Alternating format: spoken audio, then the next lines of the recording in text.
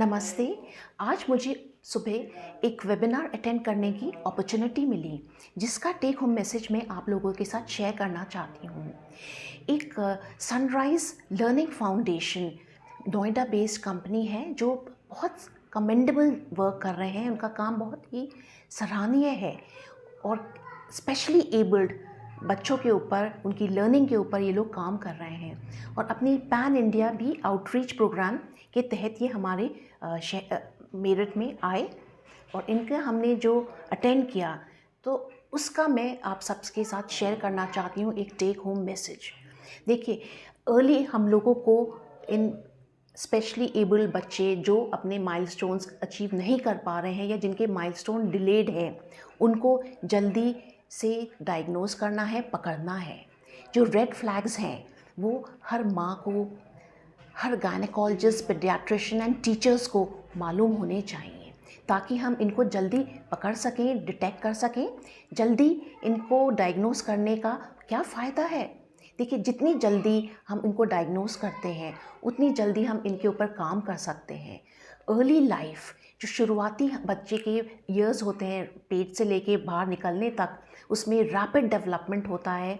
Physical, mental, social, cognitive, हर तरह का development बहुत तेज़ी से होता है।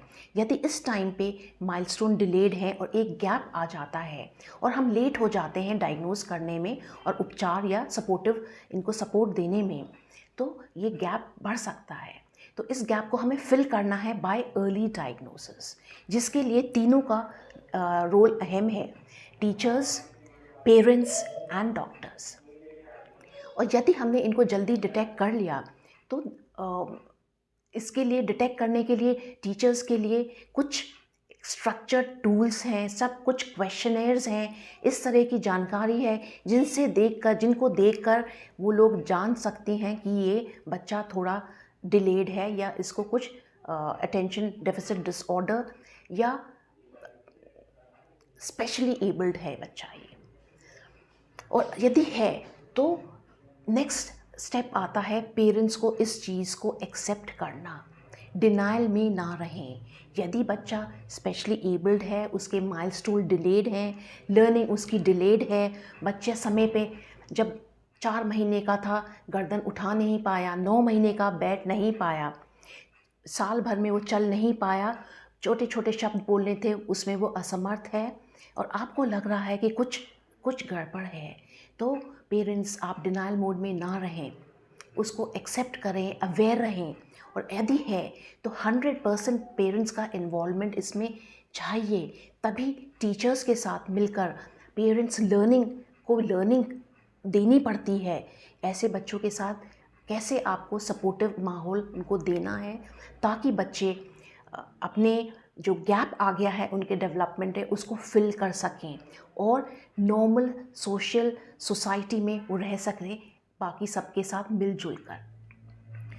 तो ये अर्ली डायग्नोसिस इसलिए भी इम्पॉर्टेंट होता है कि हमारा नर्वस सिस्टम या न्यूरो डेवलपमेंट समय समय पे बहुत आसानी से अडेप्ट कर सकता है।